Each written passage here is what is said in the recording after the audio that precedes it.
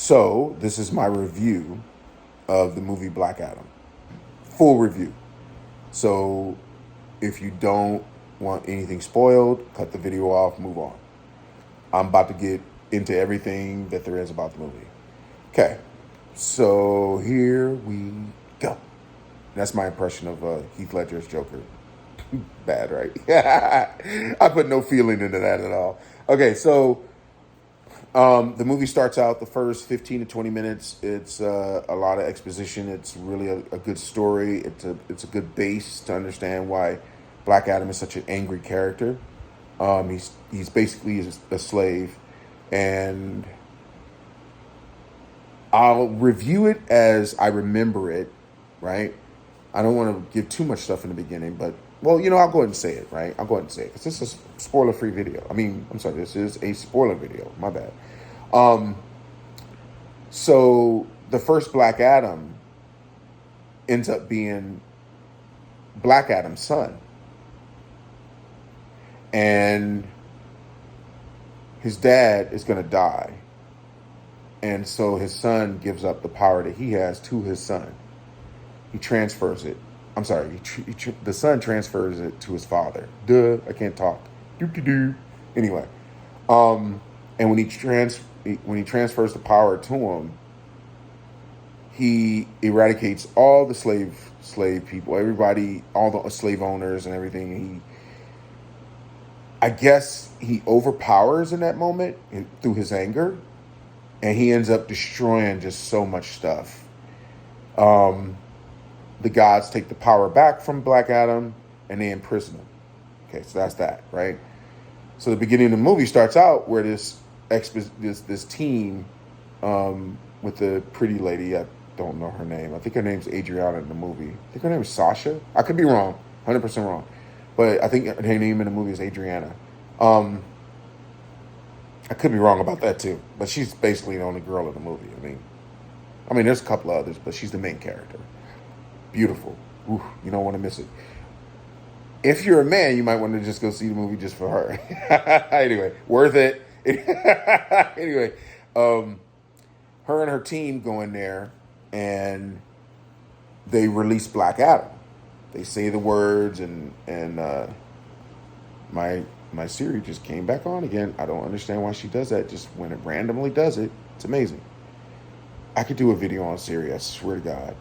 Right now, this is the face of a man who is so irritated with Apple and Siri. Anyway, if I ask her, no, I'm gonna stay focused. But I got funny stories about Siri. I could ask her like, "Hey Siri, where's the closest McDonald's?" And she'll be like, "Oh my God!" Then she'll open up when I'm whatever. Then she'll go, "Oh, it's 314 miles, or as fast as the crow flies." I'm like, "What the fuck are you talking about, Siri?" You know what I mean? Anyway, her team releases Black Adam, and then there's another team that comes in, run by the last descendant of the previous slave owners and the head bad guy, right?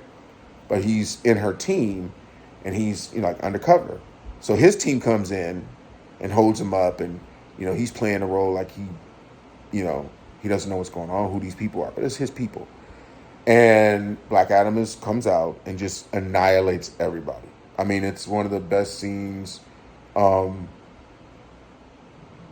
it's kind of cool because you got to remember, he was asleep for 5,000 years.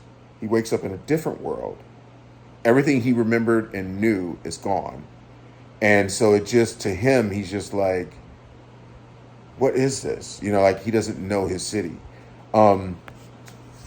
There's a scene where he catches a rocket and it says Eternium on it or something like that. I could be pronouncing it wrong. I only saw it like a couple of times in the movie. But it's basically, I'm assuming it's like vibranium or antianium in the MCU, anti-MTM. I don't know, but it wounded him, right? And he had to sleep, so he passed out. And he wakes up in this girl's apartment, and there are scenes that made me laugh, and I'm just going to talk about a couple of them. He gets up, he tells the kid to move, because the kid is just so happy he's there, and he tells him to move, and he goes, something that comes around to, Adam's humor is very dry, but it's funny because he's very literal, like Drax from the Guardians of the Galaxy. So if you don't laugh at Drax, then you won't laugh at Black Adam. But he's really a serious character, and as he floats instead of walking. Does very little walking, right? He floats. He just busts through the wall instead of going through the door. He just busts through the wall, and then the first time he does that, it's hilarious. And the wall has a couch behind him, So imagine I'm sitting here on the couch, and Black Adam busts through the wall and just keeps floating forward, and my couch is scooting forward with me on it, and I'm like, what the hell? You know what I mean? Like, and it's one of the funniest scenes because the brother of the pretty girl in the movie, she's sitting eating something on the couch watching TV. Hilarious scene. I liked it. Then he gets acclimated to his new city. It doesn't look like anything that he remembered from 5,000 years ago. And the kid is begging for him to be a hero, and he keeps saying, "I'm not a hero,"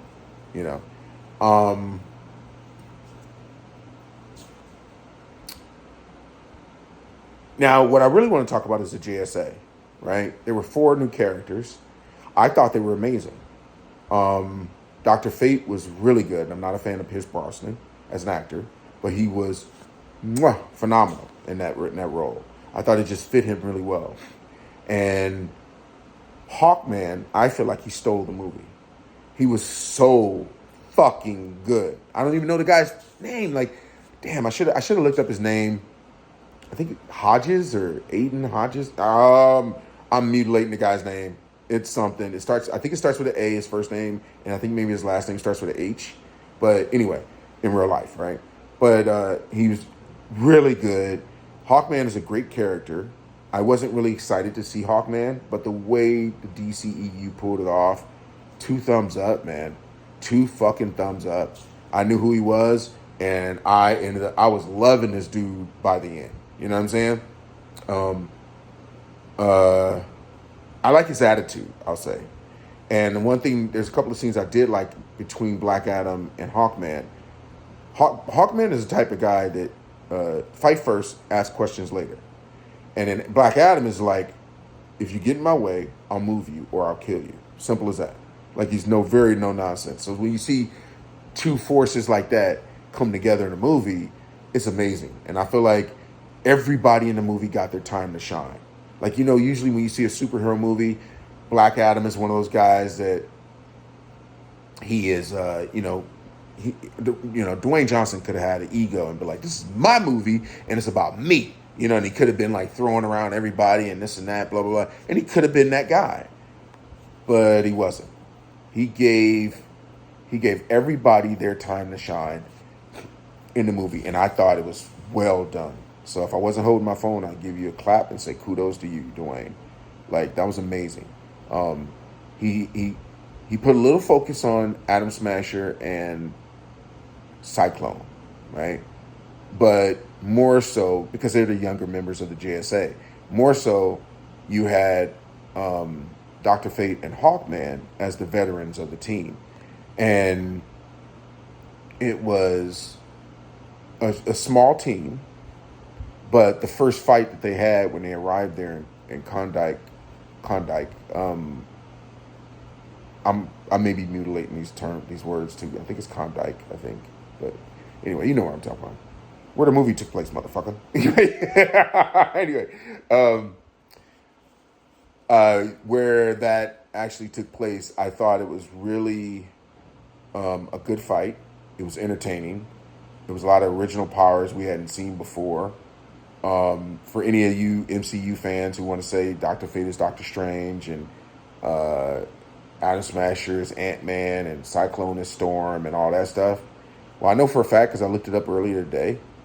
Dr. Fate came out in 1940 and wasn't until 23 years later Doctor Strange was created. So kiss my ass, you MCU fuckheads. Like, you come off looking so stupid. You just look it up online, and then you'll know who copied who. But that's what comic books do. If they see a great character, they go, "Oh, let's put our own spin on it. Let's get that character, and we can write these stories." I mean, that's the whole point of this, back and forth and competition, and you know what I mean. This thing's itching my ear. Sorry. But anyway, I really, really, really enjoyed the first fight. Right, there was little interaction between Adam Smasher is how do I talk about him? He's like a green kid. He's a novice. He's a noob. You know what I mean? And he makes mistakes.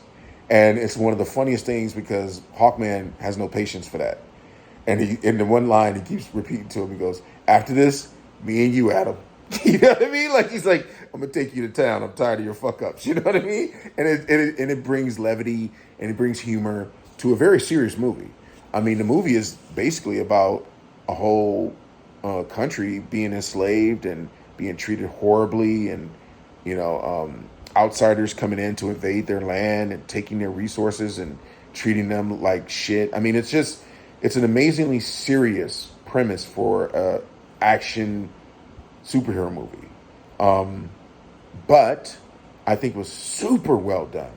I enjoyed the story, and I'm just baffled by critics that say the story is fluff or it's stale. They even said Dwayne Johnson was like stoic. Yeah, motherfucker, he's Black Adam. What the fuck?